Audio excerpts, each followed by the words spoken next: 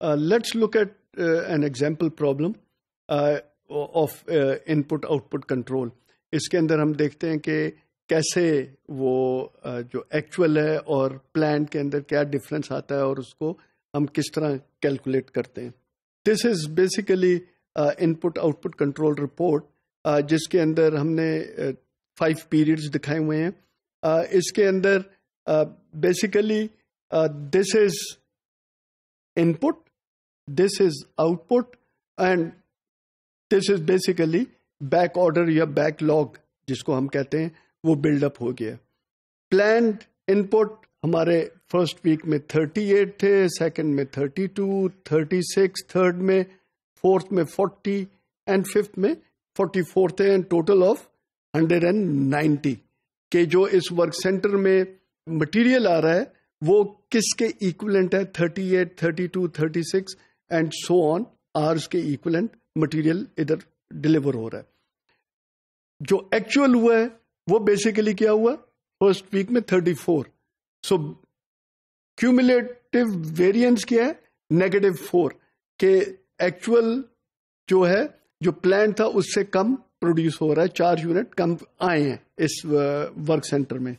Basically second week के अंदर जो प्लान था उतना ही एक्चुअल हुआ, तो क्यूमुलेटिव जो पुराना चला आ रहा था वो -4 आगे वो ही मूव कर गया. थर्ड पीरियड में प्लान 36 था, एक्चुअल 32 हुआ.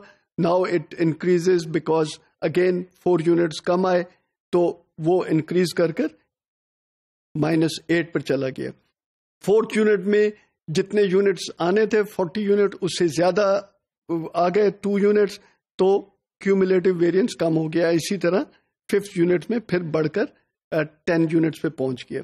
इसी तरह प्लांट आउटपुट के अंदर अगर हम देखें तो बेसिकली 40 यूनिट्स का आउटपुट की थी, जबकि 32 यूनिट्स आउटपुट हुए तो -8 हो गए.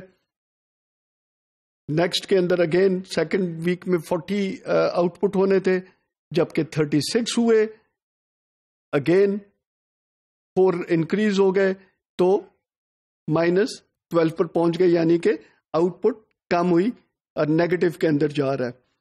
अगेन एक्चुअल आउटपुट बढ़ गया 4 यूनिट से, तो आपके जो वो नेगेटिव था वो कम हो गया.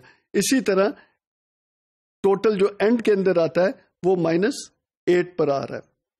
जो बैकलॉग है, बेसिकली बैकलॉग प्लान जो किया हुआ है वो 30 यूनिट्स का किया है.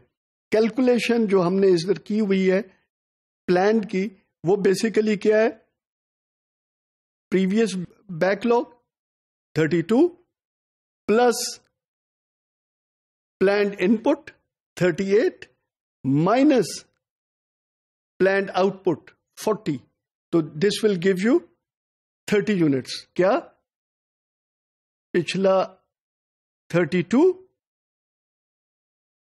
Plus planned input which is 38 minus planned output which is 40 will give you 30 units.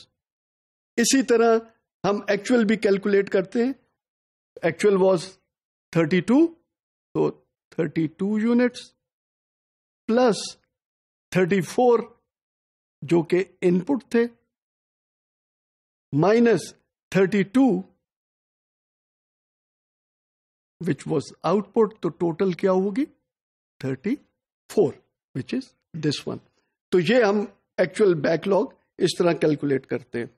जो क्यूमुलेटिव वेरिएंस है which is difference between planned and actual in a given period, वो हम previous cumulative variance plus actual minus planned, इसको अगर हम इधर देखें तो इसके अंदर हमने ये कैलकुलेट किया हुआ है फॉर इनपुट, के इनपुट के अंदर जो वेरिएंस क्यूमुलेटिव आ रहा है वो क्या आ रहा है. लेट्स से थर्ड पीरियड के अंदर हमारा सेकंड पीरियड का cumulative was -4 plus actual input जो था वो 32 था minus planned input 36, it gives you -8। इसी तरह हम आउटपुट का कैलकुलेट कर सकते हैं थर्ड वीक का और थर्ड पीरियड का, that is -12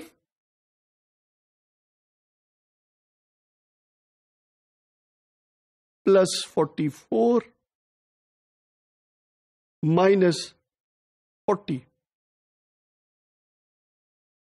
This gives you -8, which is this one.